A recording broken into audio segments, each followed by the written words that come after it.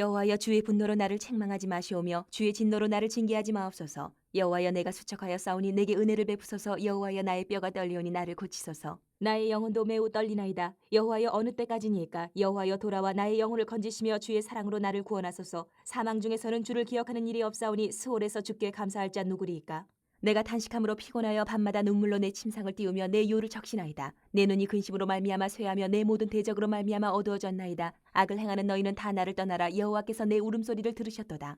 여호와께서 내 간구를 들으셨으며 여호와께서 내 기도를 받으시리로다. 내 모든 원수들이 부끄러움을 당하고 심히 떨며 갑자기 부끄러워 물러가리로다. 시편 6편 말씀을 함께 나누겠습니다. 많은 사람들이 살아가는 인생 속에서 많은 또 문제들이 우리에게 부딪혀 옵니다.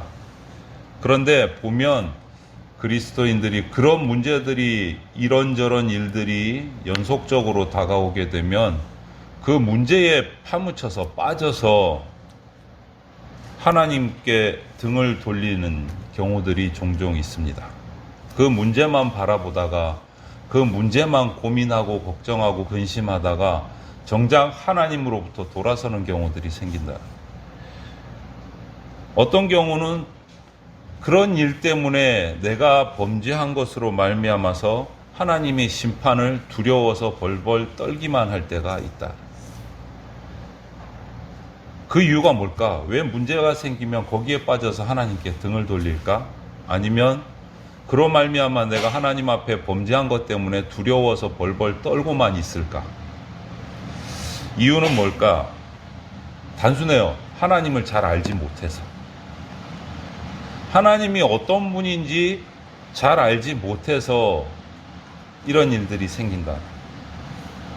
그런데 오늘 시편 6편을 통해서 다윗을 바라보면 다윗은 자기에게 닥친 엄청난 한 가지도 아니고 또 여러 가지 고통 때문에, 문제 때문에 어떤 모습을 했나 쳐다보면 오히려 그 고통 때문에 자기를 더 불쌍히 여겨달라고 하나님 앞에 한 걸음 더 다가가는 모습을 발견하게 됩니다.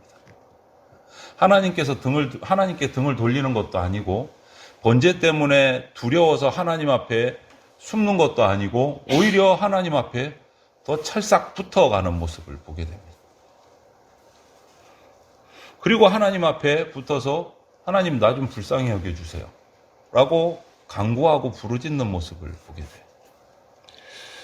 오늘 시편 6편 말씀에서 우리가 살펴보아야 될 것은 내가 고통 가운데 있을 때, 내가 수많은 문제가 나의 앞에 닥쳤을 때 어떻게 해결할까가 아니고 어떻게 하나님 앞에 나갈 수 있을까? 하나님을 생각할 틈도 없이 수많은 문제들이 닥쳐올 때 하나님을 기억할 수도 없을 정도로 나에게 너무너무 환난이 닥쳐오고 핍박이 닥쳐오고 고통이 닥쳐올 때 어떻게 하나님 앞에 나갈 수 있을까? 그것을 살피면 좋겠어요. 오늘 먼저 1절에서 3절 말씀을 보면 다윗은 자기에게 수많은 문제와 고통과 핍박이 닥쳤을 때 하나님 앞에 무조건 기도했어요. 부르짖어서 간구했어요. 진노를 그치고 나를 구원해 달라고 고통 가운데서 하나님 앞에 요청하는 모습을 봐요. 그 고통이 원인이 무엇이든 가운데 내 잘못이었고 상대방이 나를 핍박하는 건지 내가 잘못해서 하나님이 주시는 어떤 징벌이든지 그 원인은 생각할 필요 없이 일단 고통이 닥쳐오면 다윗은 하나님 앞에 간구를 합니다. 하나님 앞에. 원인을 따지는 것이 아니고 먼저 나가서 하나님 앞에 엎드려요. 그리고 하나님의 진노 앞에서 이 고통의 원인이 나이든지 다른 사람이든지 하나님의 진노 앞에서 살아남을 자가 없다라는 것을 고백을 해요. 내가 잘못했으면 내가 하나님의 진노를 받을 것이고 다른 사람이 잘못했으면 다른 사람이 진노를 받을 것이고 그거는 내가 판단할 것이 아니고 하나님 앞에서 살아남을 자가 없다라는 것을 인정하고 무조건 하나님 앞에 나가요. 그러고 나서 그는 엄청난 급심한 고통 속에서 자기를 구원해달라고 하나님 앞에 간구를 합니다. 그래서 오늘 2절을 보면 뼈가 떨릴 정도의 고통, 이 정도 표현의 고통이라면 그냥 신경 쓰는 정도, 정신적인 고통, 이것을 뛰어넘어서 더불어서 내 몸이 아픈 것과 더불어서 몸도 마음도 전부 다 힘든 거예요. 뼈가 떨릴 정도의 고통. 엄청난 고통인 거예요. 여러분, 이 정도 몸도 마음도 고통스러울 정도의 근심과 걱정이라면 영혼도 낙담하기 마련입니다.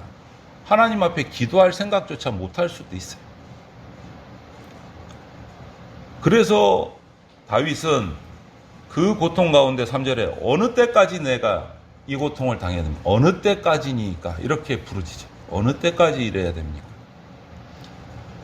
이렇게 오랫동안 계속되는 고통이 언제 끝날 건지 묻고 있는 거예요.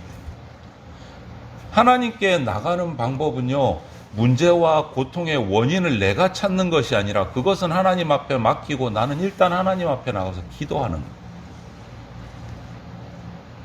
하나님이 허락하신 고난은 하나님만 치료할 수 있기 때문에 그것을 알면 내가 해결하려고 함부로 덤벼들 수가 없는 거예요. 내가 어떻게 해봐야지, 내가 이 문제를 어떻게 정치적으로 경제적으로 무엇을 가지고 해결해, 그것이 아니고 내려놓고 하나님 앞에 내려놓고 자기는 하나님을 붙드는 거예요. 이것이 하나님께 나아가는 다윗의 첫 번째 방법이었어요. 모든 고통, 어떤 상황 속에서도 하나님 앞에 나가는 방법은 그 문제와 고통의 원인을 내가 판단하는 것이 아니고 하나님께 있음을 고백하는 거예요. 하나님께 있음을. 왜? 하나님만 치료할 수 있기 때문에. 그것을 인정하는 것이 하나님께 나가는 첫 번째 방법. 이런 과정을 통해서 우리에게 찾아온 고난이 우리를 하나님께 나가게 하는 기회가 되는 거예요.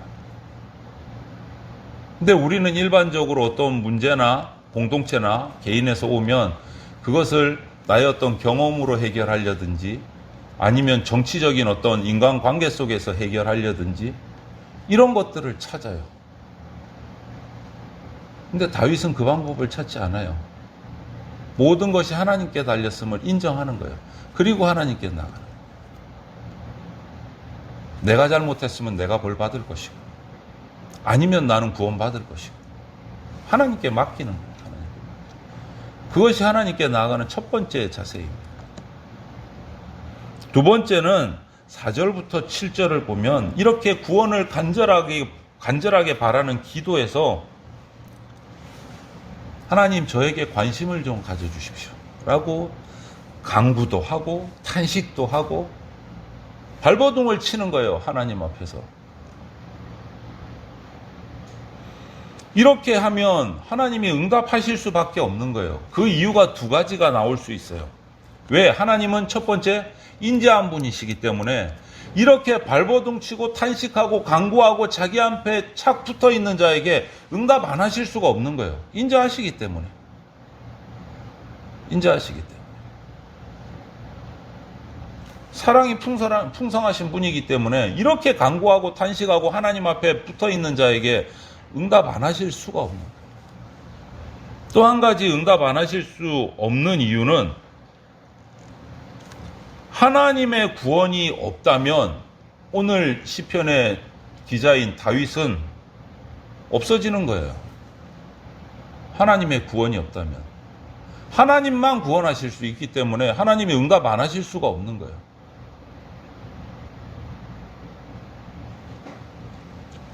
음부에 가면 하나님을 당연히 잃어버리게 되고 다윗이 지금까지 해온 찬양도 사라지게 되고 다윗이 지금까지 해온 기도도 사라지게 되고 그러니까 다윗은 그것을 알기에 하나님 앞에 계속 나가는 거예요.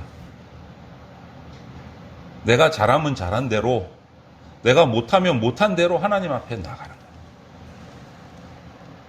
내가 못했으니까 두려워서 하나님 앞에 안 나가고 내가 잘했으니까 상 받을 걸 기대하면서 하나님 앞에 나아가고 이런 게 아니에요. 계산적이지 않아요. 잘해도 나가고 못해도 나가고 벌 받으면 벌 받고 상 받으면 상 받고 하나님 앞에 무조건 나가는 거예요. 어떻게 보면 다윗은 그냥 너무 단순해요. 단순해요. 하나님 앞에서는 단순해요. 자기 정치력, 자기의 어떤 경제력, 자기의 어떤 얄팍한 계산 이런 거 없어요. 하나님 앞에서는 그냥 나가서 엎드리는 거예요. 벌 주시려면 벌 주시고 상 주시려면 상 주시고. 그게 하나님 앞에 나가는 다윗의 어떻게 보면 좀 속된 말을 쓰면 단순 무식한 거예요. 하나님 앞에서는. 그냥 하나님이 내가 이렇게 붙으면 나를 구원해 주신다. 거기에 대한 확신 하나만 가지고 나가는 거예요. 회초리를 때리실전정 회초리 때리고 나에게 약 발라주신다.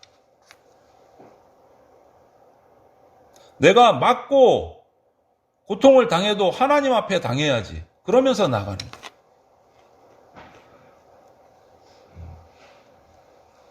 오히려 그 하나님의 마음이 멀리 떨어졌다고 느껴지면 다윗은 더 슬픔에 빠지는 거예요. 지금 내가 닥친 고통보다도 더 슬퍼하는 거예요. 하나님이 나에게서 멀어졌다는 그것이 가장 슬픈 거예요. 가장 슬픈 거예요. 그래서 잠을 못 자고 뒤척이고 이런 과장법까지 써가면서 내가 하나님의 응답을 못 받으니까 너무 답답하고 고통스럽습니다. 여러분은 어떠세요? 문제가 해결 안 되는 게 고통스러우세요? 하나님과 나와의 관계가 멀어지는 게 고통스러우세요? 어느 게 더 고통스러우세요? 다윗처럼 맞을 때 맞더라도 하나님하고는 나가 찰싹 붙어 있어야 되겠습니다. 이 마음이 있으세요? 아니면 벌 받을 때는 하나님하고 좀 멀리 떨어져 있고 싶고 상 받을 때는 하나님 앞에 찰싹 붙어 있고 싶고 이러고 싶으세요? 어느 쪽 마음이 크세요? 고통이 닥치거나 원수들이 나를 핍박하거나 나를 둘러싸고 있을 때도 우리는 거기에 주목하면 안 돼요. 누구에게 주목해요? 하나님께 주목해야 돼요. 하나님께.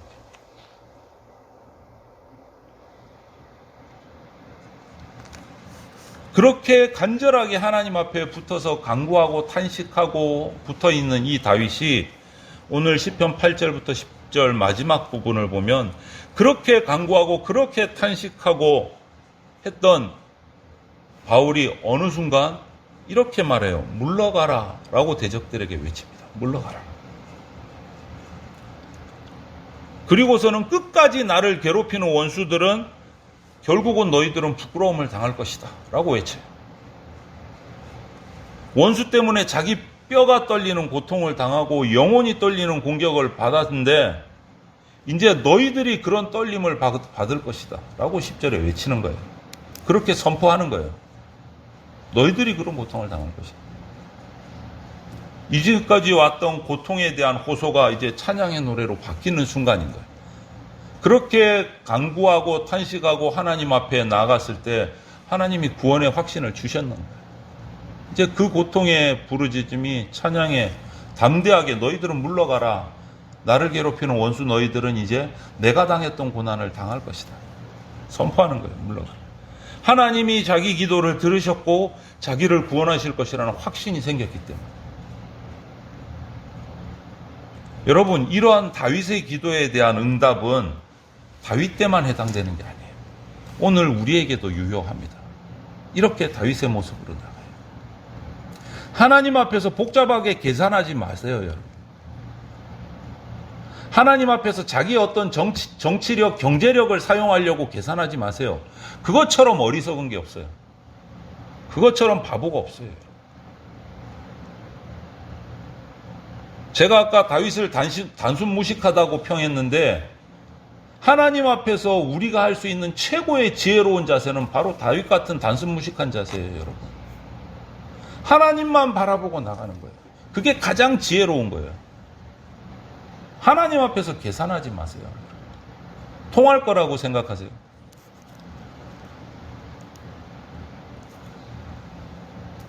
하나님은 참여하는 사람을 용서하세요.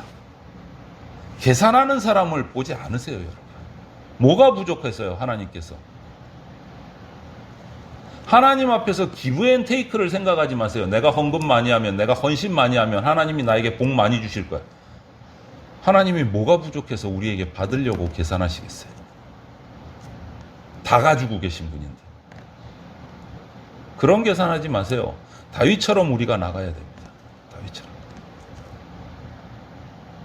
참여하는 자를 보시고 용서하시고 하나님을 이렇게 가까이 하는 자를 원수의 공경에서 구원하시는 분이세요. 심한 질병이나 어떤 환난을 당하면 우리는 본능적으로 생각해요. 왜 이런 어려운 일이 나한테 닥칠까? 그리고 거기에 막 빠져들어가요.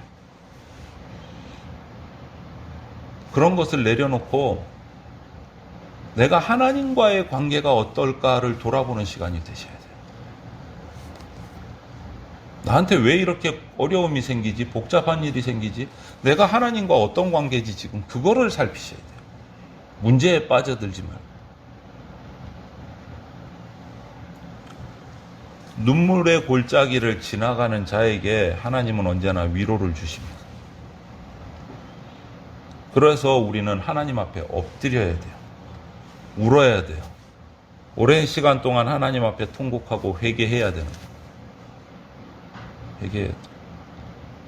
정말 엄청난 고통을 겪을 때 하나님은 우리 부르짖는 울음소리를 들으시고 구원을 요청하는 기도에 응답하시는 분이에요. 그것을 확신하고 하나님 앞에 나가요. 여러분, 이런 경험들이 있는 분도 계실 거고 없다면 이런 경험을 하시기를 바라요. 그러면 내 가운데 힘이 생기는 거예요. 하나님이 주시는 힘. 믿음의 기도는 반드시 응답받습니다. 믿음의 기도. 성경의 사건을 보면 여리고는요, 7일째 되는 날 한꺼번에 무너졌어요. 여리고성은. 이스라엘 백성이 가나안 땅에 들어가서 전쟁할 때 7일째 되는 날 무너졌어요. 눈으로 보기에는 7일째 되는 날 한순간에 무너진 것 같이 보이는데 사실은 그 전에 6일 동안 진행되었던 믿음의 행진을 통해서 이미 여리고성은 무너지고 있었던 거예요. 무너지고 있었던 거예요. 눈에는 멀쩡하게 서 있었지만 사실은 무너지고 있었던 거예요. 하나님의 계획, 하나님의 때, 하나님의 타이밍 속에서 기도하고 있는 일이 이미 이루어지고 있다라는 것을 볼 줄 아는 그러한 믿음의 눈이 우리 가운데 있어야 돼요. 내가 이렇게 기도하는데도 아직도 하나도 변화가 없네? 이것이 아니고 내 믿음의 기도가 다윗처럼 올바르고 순수한 기도라면 이미 진행되고 성취되고 있다라는 믿음을 가지시는 분이 있어요. 자신을 돌아보세요. 내가 하나님과의 관계를 보고 있는지, 문제에 빠져서 뭔가 내 나름대로의 영향력을 끼치려고 인간적인 계산을 하고 있는지. 나를 돌아보시고 다윗처럼 하나님 앞에 나가는 삶이 되시기를 바라요. 철저하게 모든 나의 생각과 계산과 나의 어떤 모든 것을 다 내려놓고 그냥 하나님 앞에 맡기고 하나님 앞에 나가는, 그것이 고통 속에서도 하나님 앞에 기도할 수 있고 하나님 앞에 구원받을 수 있는, 이거는 비결도 아니고 정말 단순한 지혜예요. 오늘 이 다윗의 모습을 통해서 우리의 삶을 하나님과의 관계를 살피고 하나님 앞에 날마다 엎드리고 회개하고 주님 앞에 구원을 간구하는 그러한 성도들이 다 되시기를 주님의 이름으로 축원을 드립니다. 아멘.